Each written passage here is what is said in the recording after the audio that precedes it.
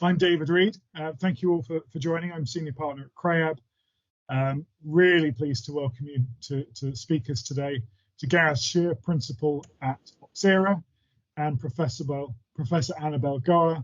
She's Chaired Professor in Digital Economy at the University of Surrey and Director of Centre of Digital Economy. I look forward very much to the discussion with you. We had a prep session yesterday for an hour as a preview, and really thrilled to be moderating this exchange today.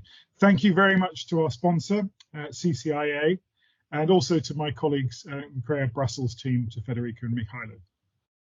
So this is the fourth event on the DMA we've hosted, and thank you to those of you that joined some of the other discussions. This one is slightly different format. We're going to hear first from Gareth the preliminary findings of his draft report on the IMCO amendments to the DMA.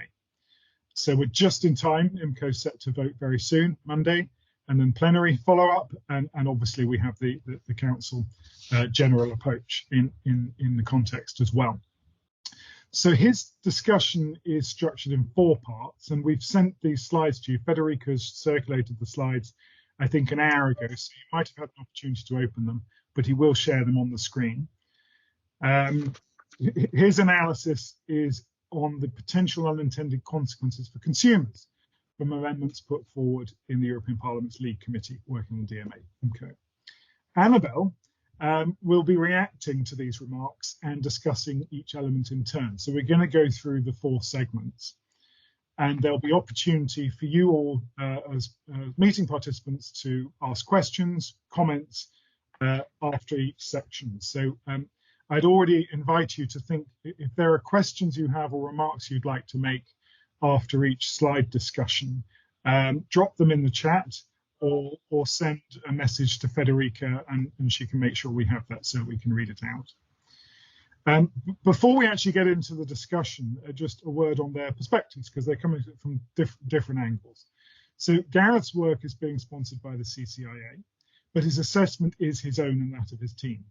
He's approaching these issues from the perspective of someone who's analysing the markets and looking in particular on the consumer impacts. Annabelle has a different perspective. She's an independent her services today. So thank you very much, Annabelle, for making the time out of your schedule to share your views. But for those of you, and I think all of you are hugely active in this sector, you probably know that she's dedicated a significant amount of her time over the last few years to working with the European Parliament, UK Parliament, OECD. She's been a member of the European Commission's expert group, Observatory on Online Platform Economy, and most recently authored a report for the European Parliament titled Online Platforms, Economic and Societal Effects, and that was earlier this year. So thank you both. As I just make another point on, love to have your views from the audience, interactive. That will always be beneficial for the speakers and also help to signal areas of interest for other participants. We know that we're dealing with enormously complicated areas of law, competition policy being brought through a regulation. It has interactions with other pieces of European legislation, some that are on the books, some that are still in works in progress. So the landscape could not really be more complex, but I think you're in very good hands with these 2 guides, and we will encourage them to try and draw some conclusions and observations in as plain language as humanly possible, so that we can benefit from their expertise. One last housekeeping point, we're recording the session. We will be doing an edited summary of the session with the remarks from Annabelle and Gareth.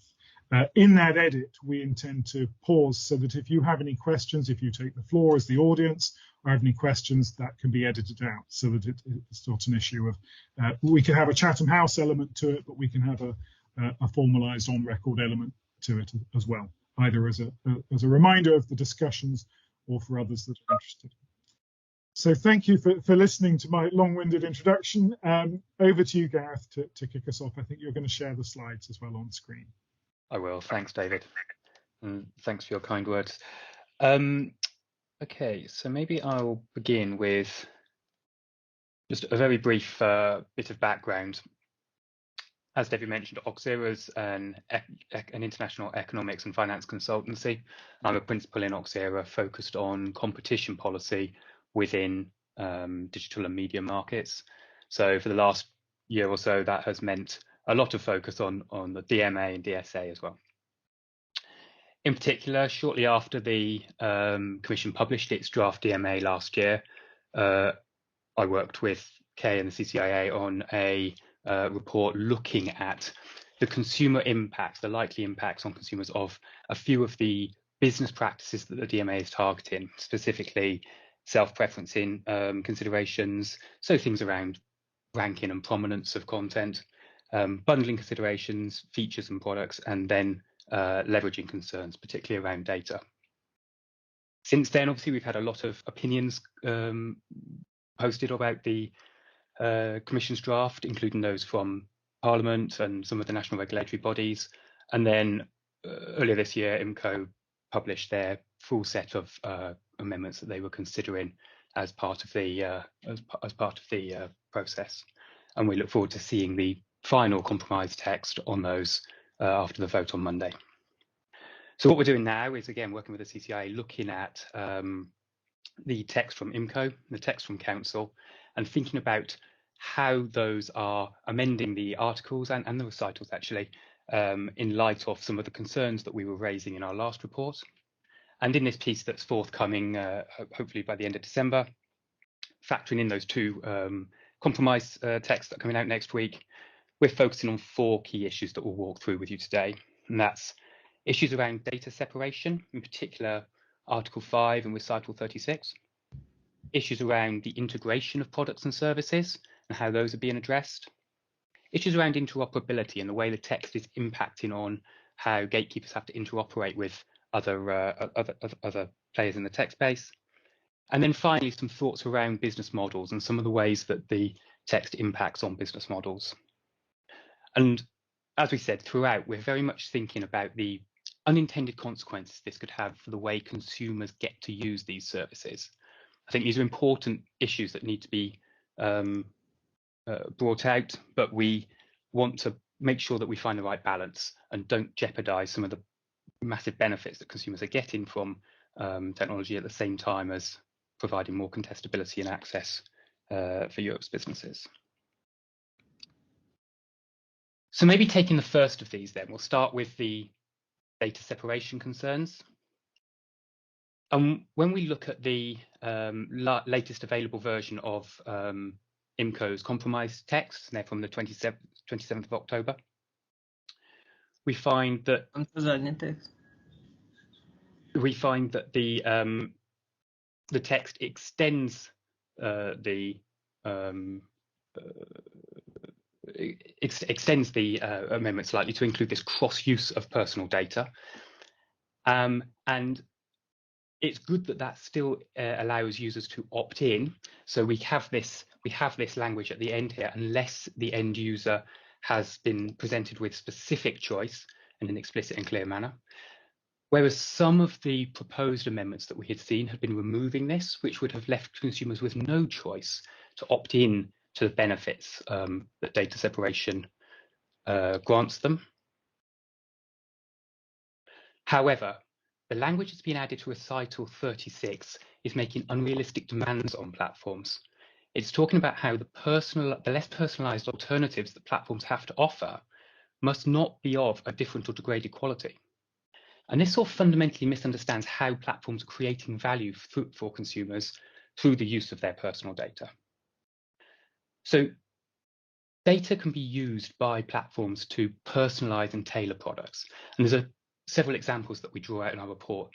Things like Google's account dashboard brings together data from across its ecosystem into one place that allows me as the user to set my privacy settings, check my usage history. Similarly, Microsoft Defender Suite is pulling information from across different Microsoft products to help isolate and identify and isolate threats more quickly. These are real benefits to the user, but they necessarily require that the data is combined, my personal data is combined from across different areas for those to be able to function. Similarly, one we're all familiar with is like Amazon's recommendations engine. And again, Amazon is using bits of data from across its ecosystem to make better recommendations, stronger recommendations. If platforms aren't able to offer differentiated services to consumers who have opted in to having their personal data combined, then they can't offer these improved personal services, because they can't offer an equivalent service to those users who have not had that, have not given that consent.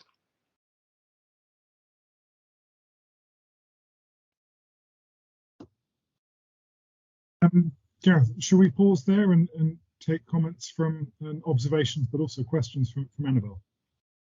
Please, over to you, Annabelle, and you're on mute if you could come on. Yes, thank you. Thank you very much for inviting me to this event, and thank you for the very kind introduction, David.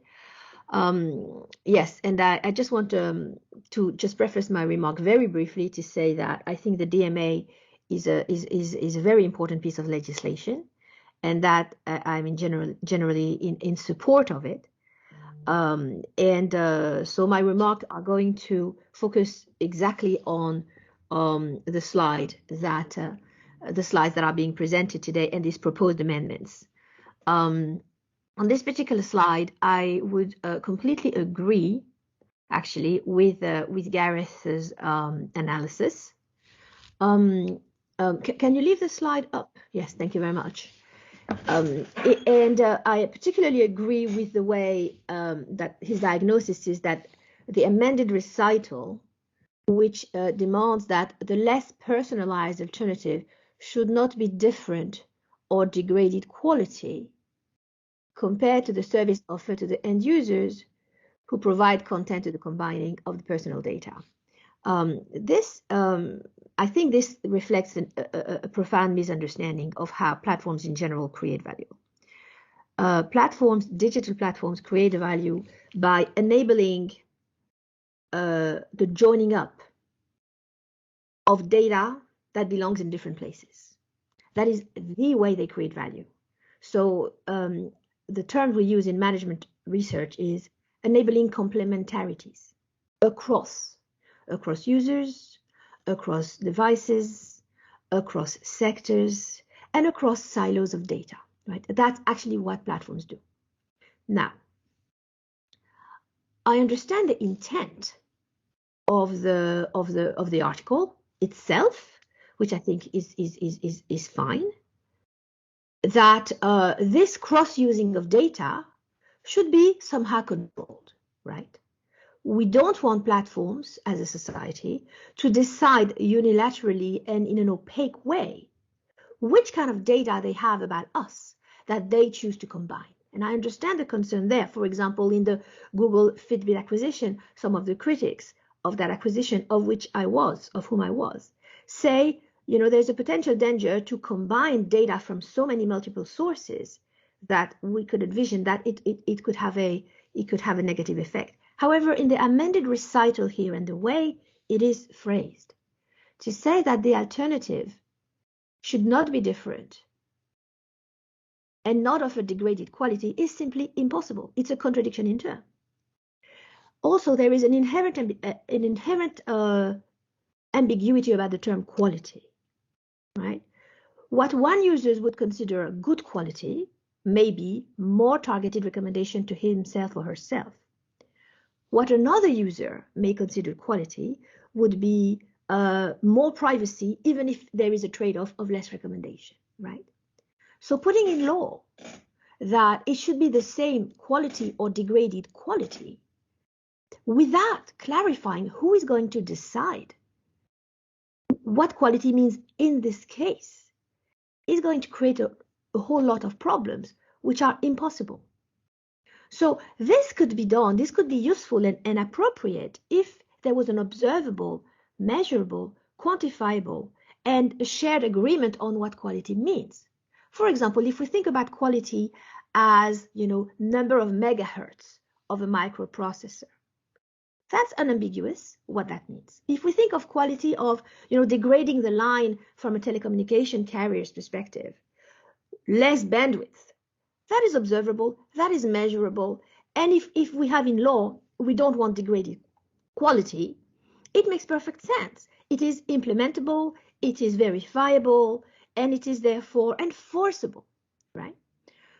Here, the formulation of this amendment is deeply problematic because on the one hand, it doesn't understand that the ways in which platforms create value is through those complementarities across data silos, and demanding in addition that the service offered be not degraded and exactly similar is simply impossible. This said, I would like to mention the fact that I still am, and I think, you know, that's the spirit of the DMA, completely in favor of more scrutiny as to, in specific cases, with specific platforms, on specific services, on specific points that may have been raised as issuing problem, that there may be some ways to either to control and monitor so that there is not a willy-nilly a blank check written to all platforms so that they can combine any source of data on you the way they want. The original DMA, I think, had it right in offering an opt-in. That moves the locus of decision in the hand of the user. And the user will understand, it doesn't have to be put in law, that there is a trade-off between more privacy and more recommendation. But that can be a decision made at the locus of the user, if at the same time, and I think other parts of the DMA are trying to get there, if the choice is being given to the user by the platform in the way the user interface is designed, are real choices about decisions that matter. And in other parts of the DMA, there are suggestions as to, you know, how do we make sure that platforms offer us a choice screen that is actually meaningful, right? And we all remember that not up until recently, we never had any choice about, you know, do accept cookies or do not accept cookies. And if you did not accept the cookies, then you couldn't get through, right? So to summarize my point of view about this particular data separation point, I agree that the formulation of the amended recital is problematic and in the ways that I've described. Thank you, Annabelle. Thank you, Gareth. I'm checking if people have questions before we move on to the others, because we're allowing about 15 minutes, a little bit under 15 minutes per issue. So if we move forward and you haven't got your question out, we'll have a chance to come back to these issues at the end. So Gareth, do you want to take us discussion forward with the next area, please? Sure. Before I do, maybe one final comment on one of the points that Annabelle makes, which I think is really important there. There are some types of product improvement that can be offered on this equal footing to both personalized and non-personalized users, let's call them. And the literature talks about different types of learning from data. And I think, like you said, Annabelle, it's really important that you take a case-by-case look. There are some services that are personalized. They're adding value to users by being personalized. Those are the ones we're putting at risk. The sort of spirit of the amendment is to say you can't take a punitive action. You can't say, look, you've not given us data, so we're not giving you such high quality service. In some cases, that is a possibility with the way data is used, but you do need that case-by-case specific view, not a blanket prohibition. Okay, let me see. So the next set of issues and set of articles that we wanted to look at in light of the IMCO and the Council's texts are around integrations and certain default setting provisions. So Article 6.1d extends the scope of what we think of as the self-preferencing provisions, and it extends them to include other settings as well as just ranking. So in the original text, this was saying, look, you can't treat your own products and services more favorably in a ranking. And now we're saying you can't treat them more favorably in other settings that the gatekeepers firms might be setting as well. Then when we look at recital 48, we get a bit more clarity around what they're thinking about. And I've taken a small excerpt here, but the full recital explains that platforms can be in a position to offer preferential treatment to their own services. And it explicitly then goes on to add, IMCO adds, such preferential or embedded display of a separate online intermediation service shall concern a favouring. This is effectively saying that a platform designated as a gatekeeper cannot integrate its own complementary services, these kind of complementary services that Annabelle was talking about. It can't integrate those into its core platform services for fear of being found to have favoured itself. And when we think about why this can benefit consumers, let's take a very well-known example of Google search. And if I were to search for, say, a local business, my local leisure centre or something, I really benefit from seeing little reviews come up. I get a little map, I get little reviews. Those are embedded products. That is Google Maps being embedded into search product. That is Google business profiles being embedded into the search product. This is offering Google the chance to offer me, the user, a better experience. I can get into my results faster.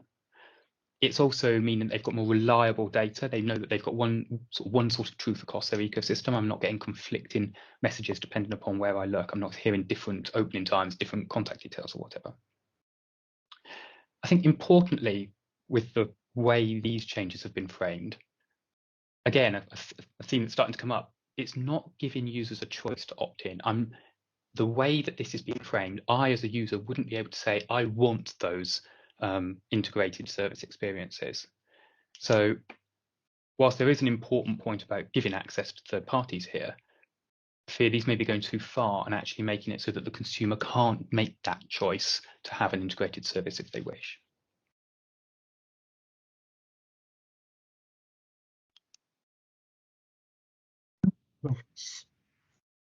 So shall I offer my remarks now on this? Please. Okay, so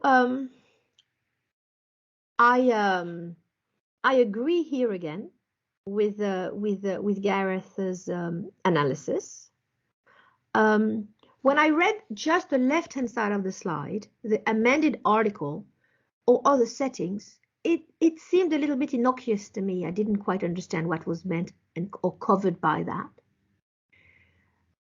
When I see the addition on the right-hand side to the slide of the addition to recital 48, then indeed it becomes a lot more precise as to the very broad scope of what is meant by other setting, because the addition to the recital is where the legislator and the regulator would look to see just how to implement the article.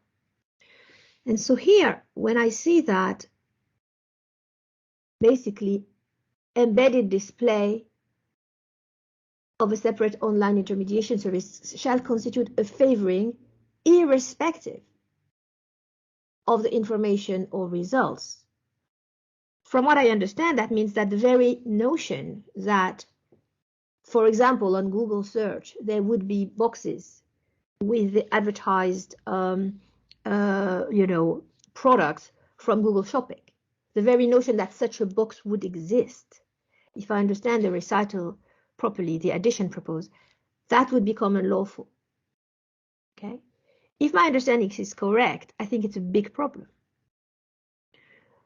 because we could, I think, scrutinize better and do a better job at making sure that the content of what is being highlighted to users' attention responds to a fairness of access of third parties' information, and that there is no undue preferential treatment to the products that Google advertises in this particular example via its advertising business. And I think that was a lot part of the Google Shopping case. That's very important to make sure that this additional capability, this additional value that is offered to the user to have his or her attention being brought to possible products that fit his or her interest. It would be a shame to prevent that to happen at all. right? So again, what I think the spirit of the DMA is trying to achieve is finding a balance between keeping the best of what the gatekeeper platforms have to offer, while eliminating the risks that they could decide to abuse the power that they have, right? Finding that balance requires understanding very well what value can be created and how it can be abused, right? In this particular case, the formulation of the addition to the recital just get it wrong. It errs on the side of caution, so to speak, by removing the ability of the platform to produce a new kind of service on the basis of the fact that this could potentially be abused. Okay? And so that, I think, is not a fruitful way forward. It might sound easier. It might sound an easier sell to legislators or constituencies. It might also be very positive for direct competitors to gatekeeper platforms. All of that is true. None of that doesn't make it worthy of being enshrined in regulation, right? So that's my point on this particular slide. If I may add, David, I think the text in other parts of the compromise amendments doesn't explicitly, but sort of implicitly recognises some of the value that comes from this this type of preferential treatment, these kind of integrations. And what I've got in mind here is when we think about pre-installation of apps and services, so another type of platform, an operating system, the text does allow them to pre-install apps and services. And if you think of receiving a new mobile phone, it comes out the box working. It's a great experience for users when you take a phone out and it just works. To enable that, platforms need to be able to pre-install certain apps, certain services. The text allows that. It requires the uninstallation, which gives the user choice, but it also gives provisions for platforms to say, look, there are certain things that we can't let you uninstall because you need them for the operating system, for the platform to work well. So it sort of recognises this fact that there's a trade-off here to be made between ensuring a valuable user experience, ensuring that users get something that works, they don't feel frustration that their new device or the new web service that they've gone to visit isn't giving them what they want, while still providing means for consumers to choose to uninstall an app, change a default, have the experience that they want. Can I just add one more line to what you said? Which is that some of the reason why we are, in this legislative process now is because there's been a gradual erosion of trust between what some GAFAM platforms said they can't do, it's impossible, it needs to be done for technical reason, is going to degrade the user experience. So in a way, they have shot themselves in the foot by putting this argument to the front. So much so, without, however, allowing a sort of a third-party scrutiny of the extent to which this was actually true in every single case. So I very much like the nature of this discussion today because we're actually looking at very precise issues, right? And I think that's the way to go. And I also would like to make the remark that one of the weaknesses of the DMA so far, and it looks bad compared to what is being done in the UK at the moment with the digital strategy, is that it has this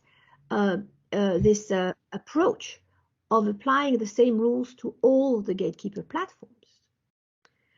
In my report for the European Parliament, I immediately said that's a big issue, right?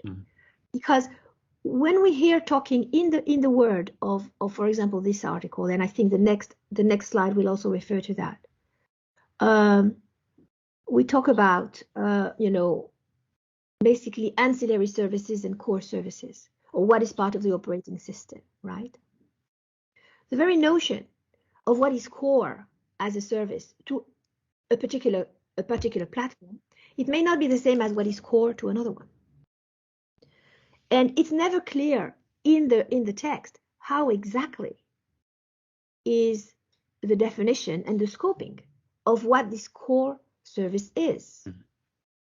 And by which means will the regulator reevaluate whether the core has shifted? Because platforms evolve into what is considered the core. Just think about the operating system of Microsoft 20 years ago, to, Windows 3.1, 3.2, etc., etc., etc. Right? What became the core? What the scope? What was within scope of the operating system shifted over time, right?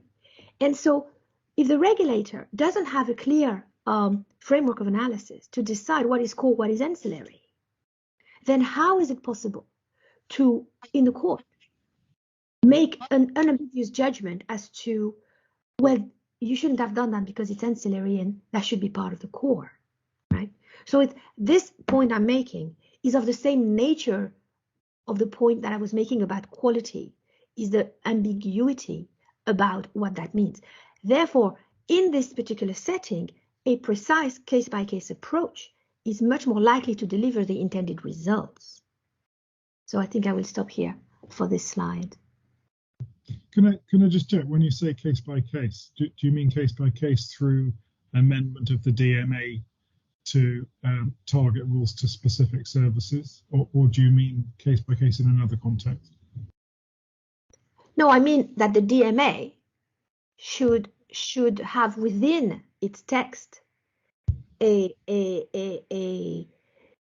written provision to say that some of the amendments, some of the rules, I mean, this is a big bag of lots of rules, okay?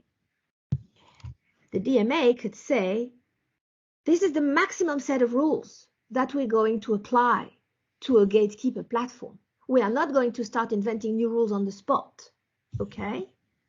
But I think it would be quite feasible for the DMA to have an amendment to say which subset of these rules will be applied, will be decided, given, will be decided and will be revised, say, on a yearly basis, given an assessment that we'll do on the 5 or 6 or 7 companies that are the gatekeepers, where we will have a commitment to what we think today. This is what we mean by core service. This is what we mean by ancillary service. This is the subset of rules which we think is particularly applicable to this particular gatekeeper platform, because we understand today's business model of this particular platform makes it more likely that their incentives would be to misbehave in this way and in that way. For example, Apple would do it in a particular way, Facebook would do it in another way, Google would do it in another way, right? But one behavior that would be very problematic in terms of anti-competitive consequence by, for example, Apple, might not be so problematic for Google, right? So I think what I would favor is to say, okay, this is a list, a bundle of rules, which is the maximum set of rules that we think in their totality, we will pick from these rules to apply them to individual gatekeepers. But we, the regulator, commit to a process where we come out and say, this is what we consider your core service. This is what we consider your ancillary service as of this date. And this is the subset of articles which you, this particular firm, are going to be obligated to obey.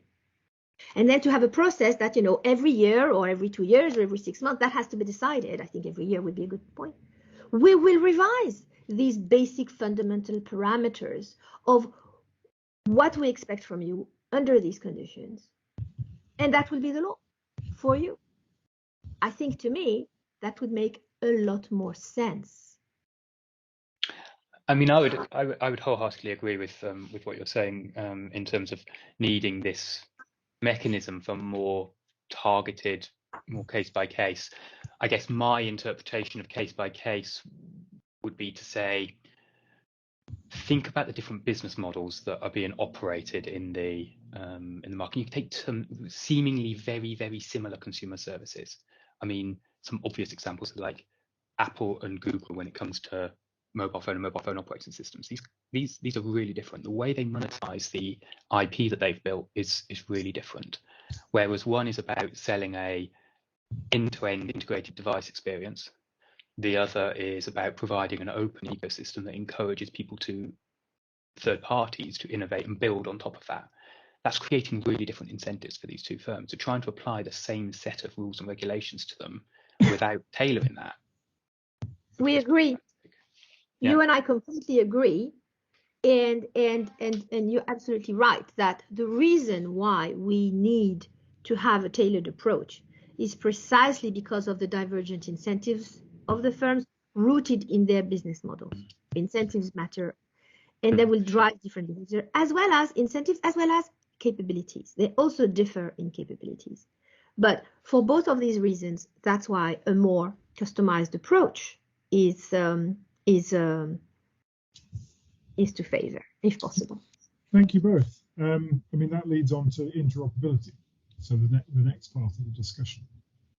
Yes, I mean, and these are very, I think, closely related conversations, actually. When you start to think about the interoperability changes, we highlight Article 6.1f here, which is thinking about how providers of hardware and other ancillary services can interact with hardware and operating systems of a designated gatekeeper. And the first thing we wanted to highlight is IMCO's amendments are requiring these to be free of charge. They're extending the interoperability requirements to include additional aspects, not just the direct features and hardware that are being used for ancillary services, but other features and aspects of the hardware, the operating system, and they're requiring it to be free of charge. So taking the free of charge part, effectively platforms are being forced into operating an open business model. They can't charge for access to that in the way that, say, a telecoms network charges for access to its open business model. It's reducing some of the monetization options. I might want to build my platform in a way that then allows third parties access to the infrastructure that I've built, and that is my investment case. That option is being taken away here. It's about options for the way that these firms are choosing to go to market. I think the second issue then is around imposing more openness. We get a loss of what might be termed as a bouncer's right. We started to touch on in the discussion just now this notion that an ecosystem operator has got it's more than just a two-sided market. Two-sided market is trying to please two sets of people. As an ecosystem, you've got this added trust element, and I think that's something that we did. I tend to agree that there has been a bit of an erosion of trust in places, but we see in actions that are trying to rebuild that. It's important to the long run success of these ecosystems that users do treat them as trusted places that they will go and engage, places where they believe they're going to get good deal, good value for money, a good user experience. And an example that came to mind when we were looking at this in our report was Facebook's response to the Cambridge Analytica scandal. Facebook had operated quite an open platform. There was a lot of third-party features and apps that were being built. Cambridge Analytica's the tool that Cambridge Analytica used to gather data being one of those. It was a survey game that people filled in. That was a open ecosystem allowing a lot of innovation.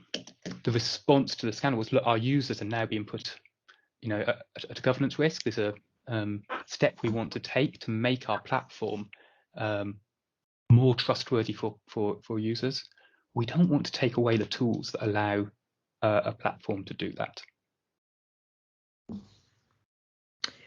Okay, so on this slide again, I would agree with Gareth's analysis. And I see this, again, the spirit of the amended article is, I think, guilty of the same misguided effort to protect, society from abuse of power of platforms by trying to go too much in the direction of imposing things that actually cut to the core of what platforms do.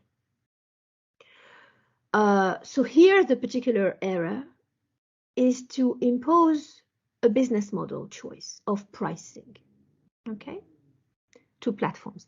in my book with called the Business of Platforms. The subtitle is Digital Competition in the Age of Digital.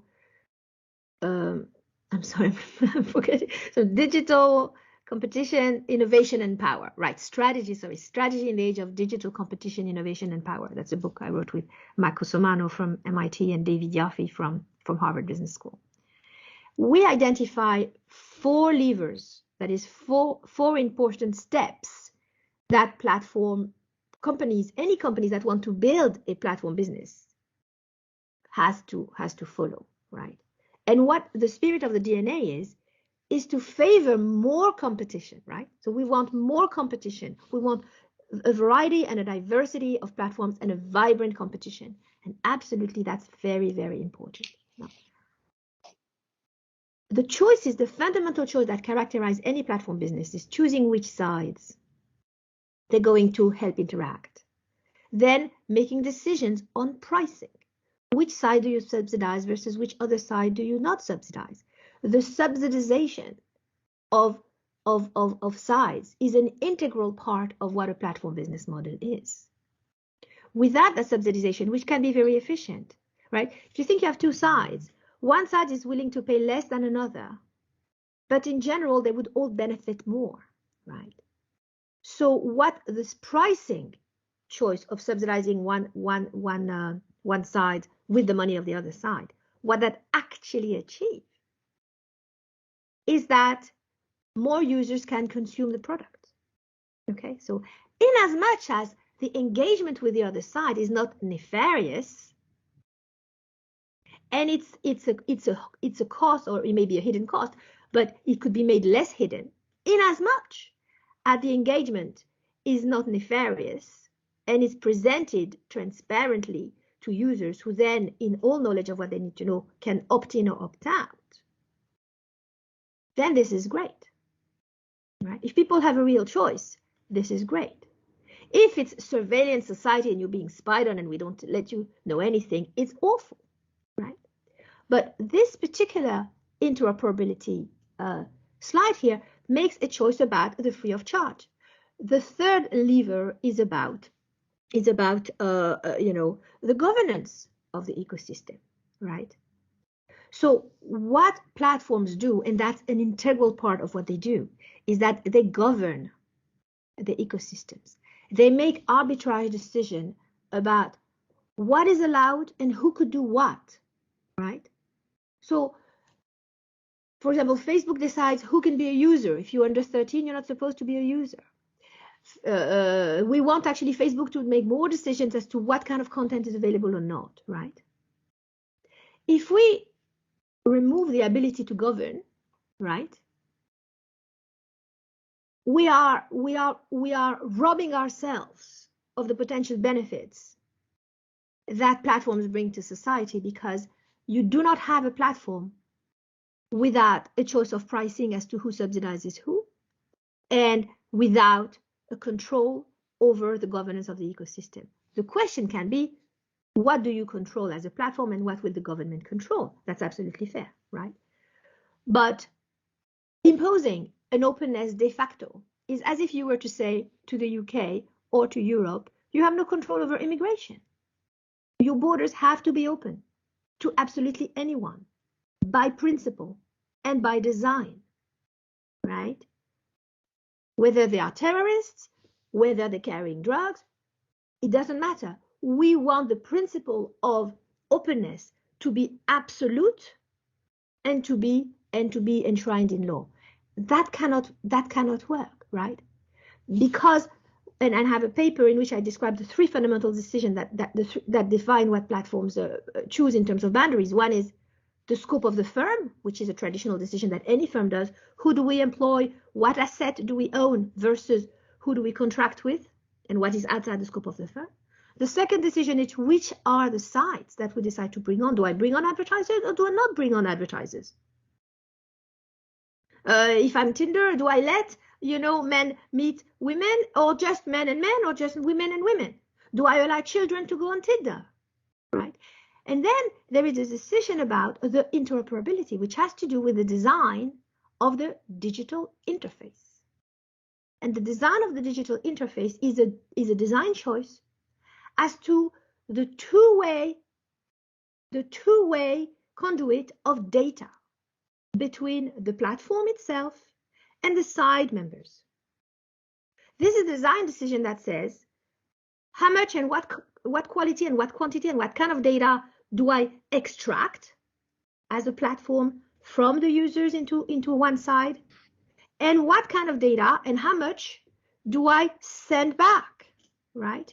That is a strategic decision that firms can make. It can certainly be scrutinized by regulator. It can be put into some sort of framework, but to impose interoperability by design and free of charge is too extreme. And again, I think the issue with the extreme angle of these amendments is that it's going to, in the end, weaken the DMA. It's going to be more bloated. It's going to be impossible to actually enforce because there's going to be a lot of pushback in courts. And in fact, it's going to make the DMA bloated and miss his target. And I think that is a big danger. It's a big danger. Thanks. I mean, you've started talking about some of the issues that businesses decide when they select their business model, and that's the last theme. Gareth, if you had any final remark on the previous one, please do. But otherwise, so that we cover all of the issues, and I still wanted a bit of time for you to draw some conclusions on these discussions about. There's been some critique, but are there recommendations for the way to go forward on this? So, Gareth, on the business model choice, could you address that? Well, as you say, one final thought that jumps out at me from Annabelle's comments, I think, is super important. This point you make about we want platforms to make more choices about what's on there or not, maybe more discriminating choices. I think we have to be careful when asking platforms to make decisions that society is struggling to make. Like, society is struggling to understand what it wants, where's the line between freedom of speech and problematic hate speech and such like. There's some stuff that's really clear, but it meets in the middle with a grey line. Okay, that's not directly related to interoperability, but it's in the same set of issues when you think about what types of third parties you want integrated into or interoperating with your platform. Platforms have got a natural incentive to promote good quality across the whole ecosystem. The business model slide coming next, we'll talk about that a little more. I think we do need to separate the questions of guiding platforms on what they should be doing from taking away the tools that allow them to do that. I think they're two separate problems. Yeah, but I agree with what you said, the beginning of what you said, and I disagree with the end of what you said. Oh, interesting. So I agree that it would be wrong to push platforms to become censors, for example, for social media of what happens on their platform. And on some issues, if society, such as free speech, society is having a difficulty, deciding, yes, in a way, we certainly don't want unelected representative, such as the CEOs of GAFAM company, to make these decisions for us. That is absolutely fair. Where I disagree with what you say, and I think that the argument is inaccurate and can be disingenuous, is when some platforms hide behind saying, what we have at heart is the welfare of everyone of our ecosystem. And the reason why I think it's inaccurate and potentially disingenuous is because it doesn't acknowledge that sometimes the interests of one side may diverge with the interest of another side, right?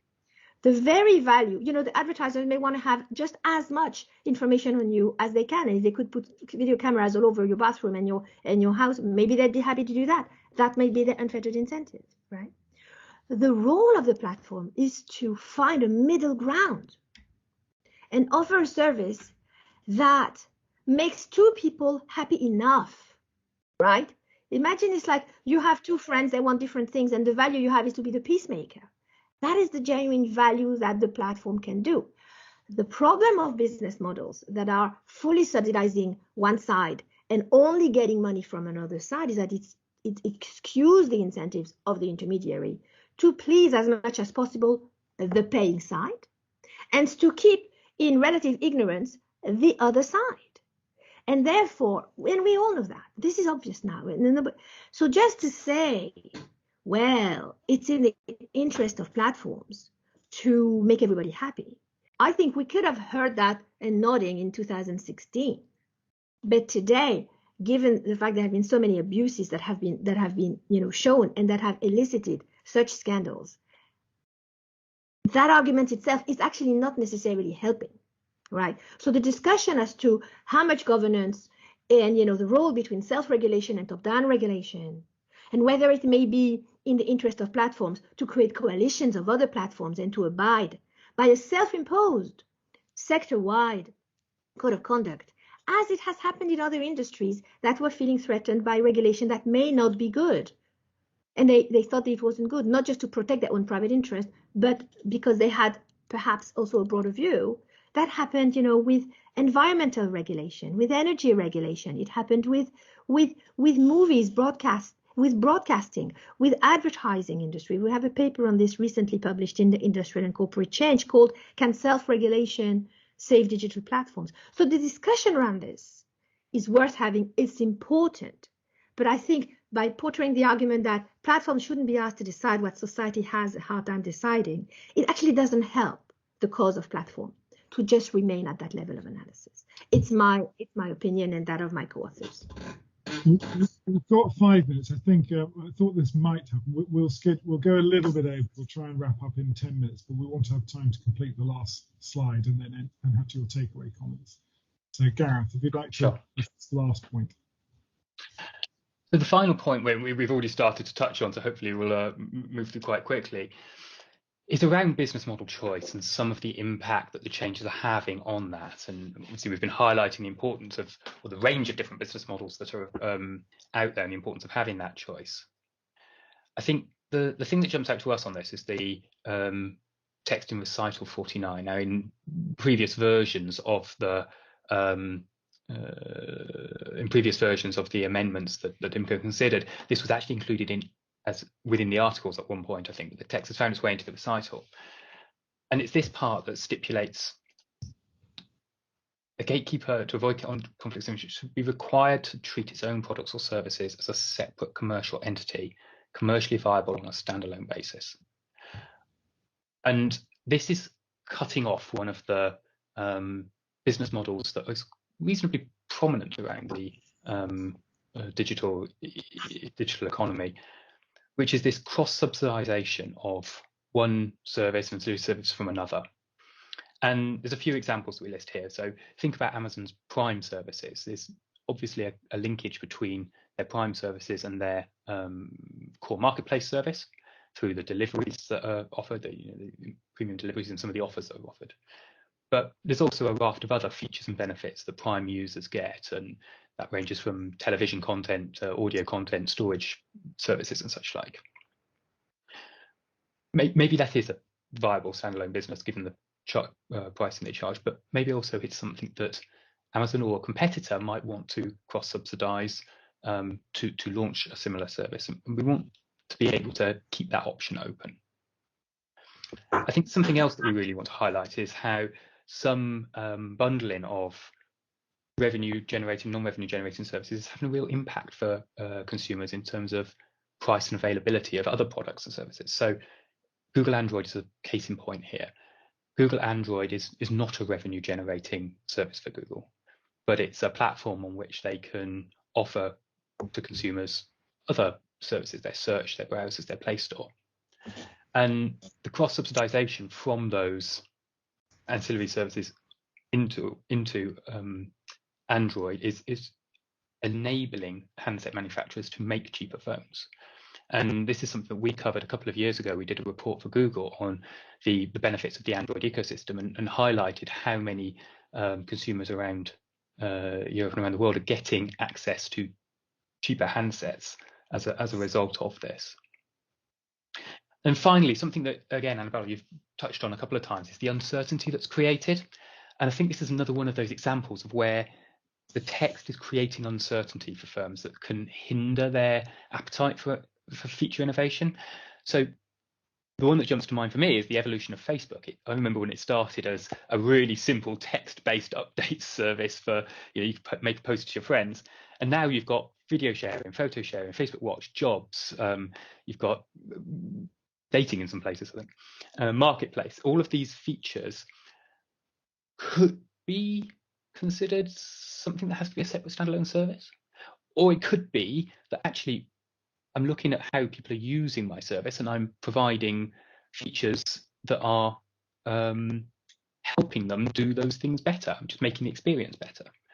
And trying to ask platforms to tread that line, especially as they are emerging services, especially when they're embryonic, is going to be really difficult. It's going to add a lot of uncertainty if they have to say, right, here's the bright line, this is a separate commercial service.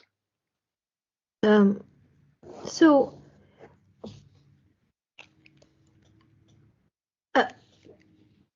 from what I understand, the DMA only applies to gatekeepers, right? So gatekeepers are by definition not only not embryonic, but basically very large, very established. And so unless I misunderstood what you said, I agreed with everything until you mentioned the word embryonic, right? I think just to clarify that one point for you, I think what I mean there is, yeah, Facebook is a well-established service, but yeah. Facebook introduced buy and sell groups because people were already buying and selling on Facebook standards, right. At which point that was an embryonic feature. So okay, so that I think requires a little more precision in the analysis, if you may, or at least I don't want to sound pretentious, but let me tell you how I see things about this particular business choice model choice. I think preventing ex ante written in law, this business choice model and forcing in the law the separation as a commercial entity, as a commercially viable and standalone service is plain crazy. This is again an attempt to prevent some problems, go overboard and decide that platforms shouldn't be platforms. They shouldn't cross-subsidize. They should, so that is just not feasible at all. If the rule was accepted and voted, these are the consequences. It would ossify the existing business as it is today of platforms and transform it into a regulated industry, like, for example, telecom networks of yesteryears, right? Where telecom operators were prevented by regulation to enter into other lines of businesses, right? Now, I don't think that was the spirit of the DMA. I think the spirit of the DMA was to stop creepy practices and to enable more competition. These were the two objectives of the DMA. These are very laudable objectives. Regulation is needed on these, and it needs to be a regulation that is effective and that can be enforced. Okay. Preventing business model choice ex ante, de facto, in a blanket statement is a terrible idea. It may be conceivable that if there is a change of business model, that those very small number of gatekeepers platform might have to ask an okay for the regulator, which is not even in the DMA, by the way. But we could even consider that to be a possibility. But preventing it ex ante, forcing that any evolution of the platform should be made to be a separate commercial entity, would prevent that to even get off the ground. Now, that may be a decision of the regulation to prevent any platform gatekeeper to change the line of business at all, because that is the effect of this amended recital 49. But I will just say that that was not the objective of the DMA. And therefore, it is diverting what the DMA was meant to do with another seemingly innocuous few lines, which have enormous consequences, which I think are bad in terms of the consequences, and which would make the DMA weaker as a whole, which is not the objective. So again, having the courage and the knowledge to stay balanced requires a lot of knowledge and keeping spirits down in what is a very contested debate, and stay faithful to the spirit of what the DMA was supposed to be. And I think this proposed amendment do not go in the right direction because of that. So Gareth, do you have any other follow-up comments to Annabelle's statement on this? And I think we first, and then maybe some concluding remarks. I see that everyone has been able to stay on, but I don't want to interfere with their future meetings and commitments. So a quick remark on this, and then maybe just concluding statements, just going through the discussion. What do you think the takeaways are for each of these four themes? Just a couple of sentences each. Well, maybe I can combine the two, because I think the message that I'm taking away from this particular slide, and frankly from most of our discussion, I think Annabelle, you and I have got quite broad agreement that business model choice and taking these questions on a case-by-case basis to the maximum extent possible is really important. I think one of the things that and I think we are highlighting is that there's quite a lot of differentiation even between things that seem really similar. So, you know, this point about stopping platforms being able to cross-subsidize, it's just putting a limit on new ways of features being built and released to consumers. We saw similar things with the default setting. Again, some of our previous research highlighted how having platforms preference their own or paid preferencing can be beneficial, and it's actually quite a common business practice offline and online, helping consumers discover something that maybe they didn't otherwise know about. There are, of course, instances where it's a problematic practice, but you have to be looking at the specific case. You have to be looking at the incentives that the specific platform is facing in order to differentiate the two. I think a theme that I'm feeling throughout this discussion has been around consumer choice as well as making sure that platforms are able to make their choices around how they want their business to operate. Consumers should be able to make choices about how they let platforms use their data, which services they want to receive, whether they want to have an embedded integrated service or whether they want more choice in their service. I think as a consumer, I sort of don't want some of those benefits taken away from me. I do like the idea of having the choice of tailoring my experience where I see fit. And the final point, before maybe offering just a couple of thoughts on where we see the light spots in the discussions. The final thought on our discussion, Annabelle. You talk a little bit in the interoperability side. I think we diverged when we talked about the platform's incentives to promote ecosystem quality. And I hear you when you say, look, that's not playing out all the time. But I think there are differences in the incentives that different gatekeepers or what would be designated gatekeepers face. And there's differences both between them and within them, between different services they offer.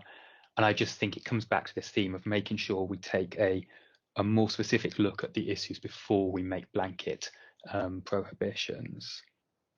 So what can be done differently? What could the trialogue process uncover for this? I think we do see in the amendments and in the original DMA text some examples of where these needs are being recognised.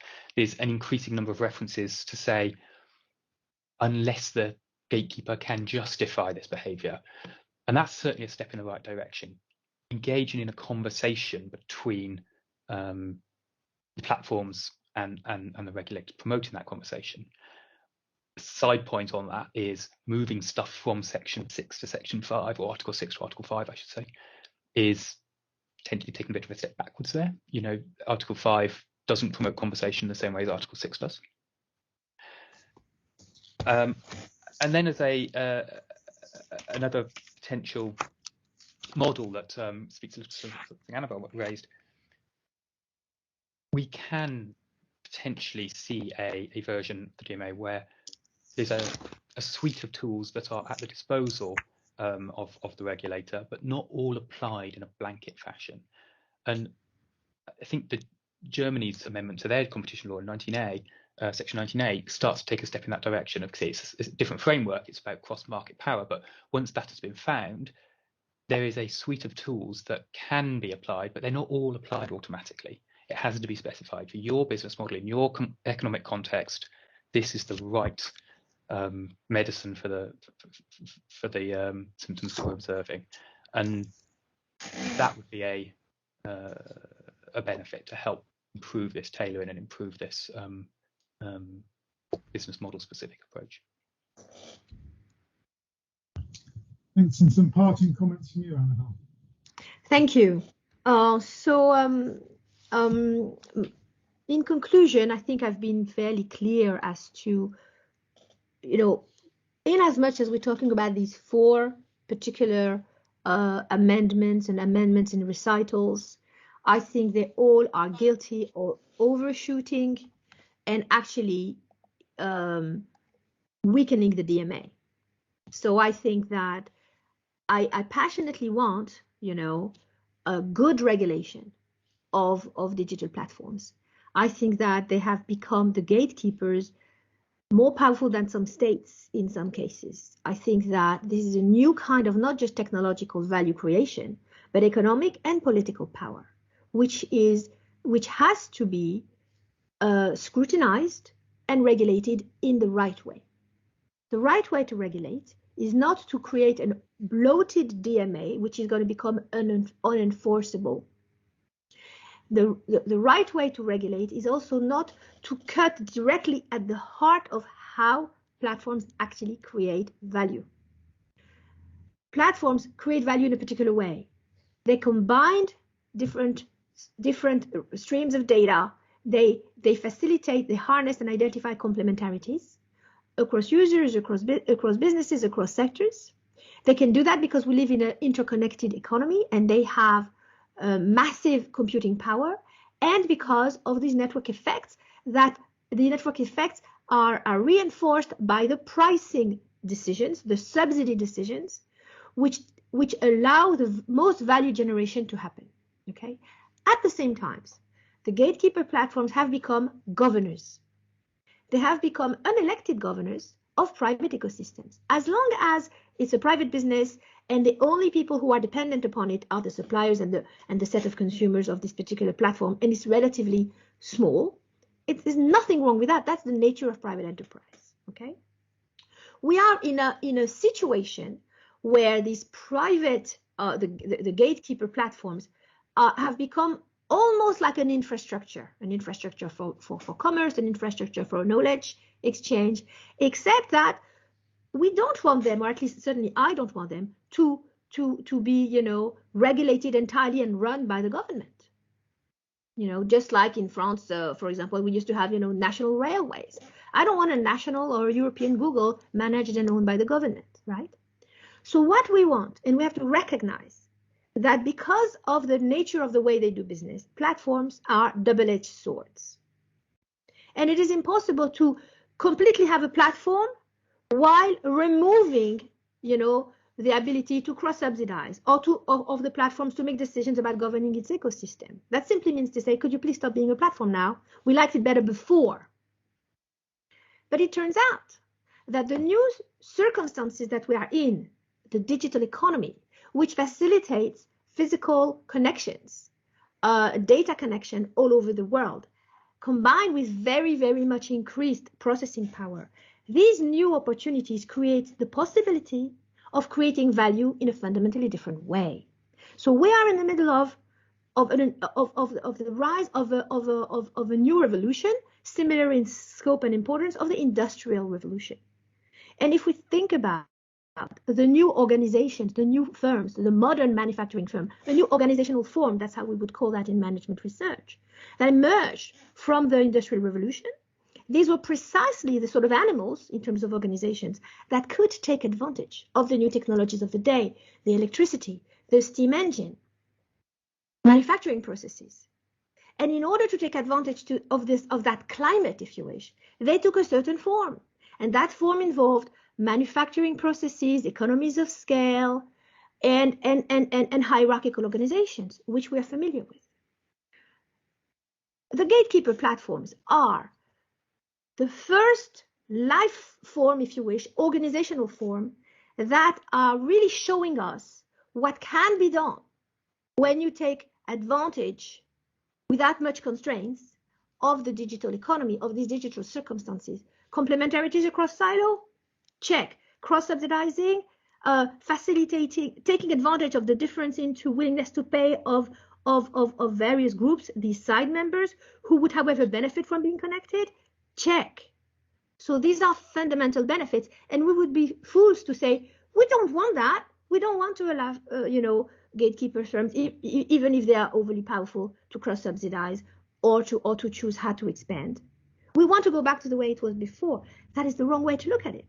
And also it's impossible, so it will be unenforceable. What we need to do is to say, how do we take advantage of what is feasible while curbing the abuses? And there have been abuses, and there will continue to be abuses if there is no scrutiny. And it's not good enough for very big platforms to say, trust us. We really have in our heart the welfare, that everyone is better off. I'm sorry, I don't know about other people in this call. I don't believe that, because no firm would. So what we need is to make sure the DMA, in the way it is certainly not bloated with these unhelpful amendments.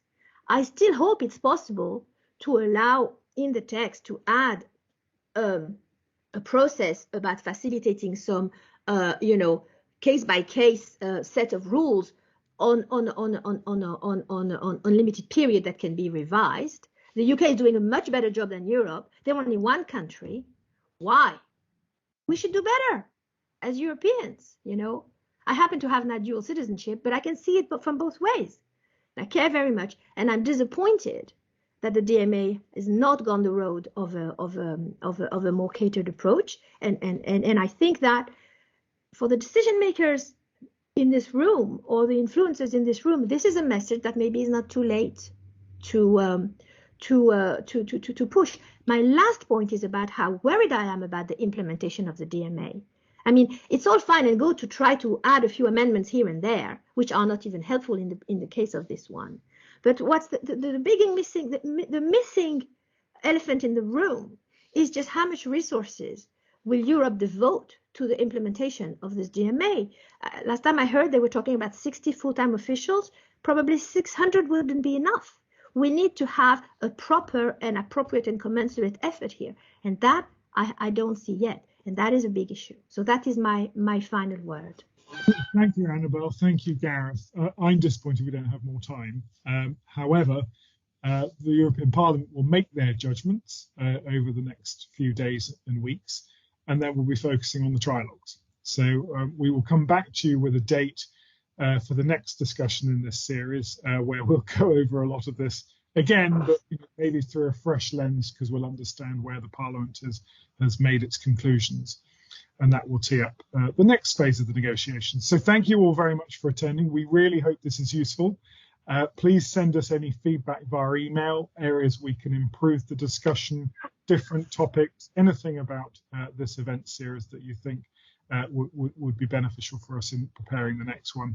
And to today's speakers, Annabelle and Gareth, thank you so much for sharing your work, your professional judgment, and ideas for the way to go forward. Thank you to CCIA for sponsoring the discussion series. Really looking forward to continuing the debate with you in the coming weeks. So best wishes to you all. Have a good day. Bye-bye.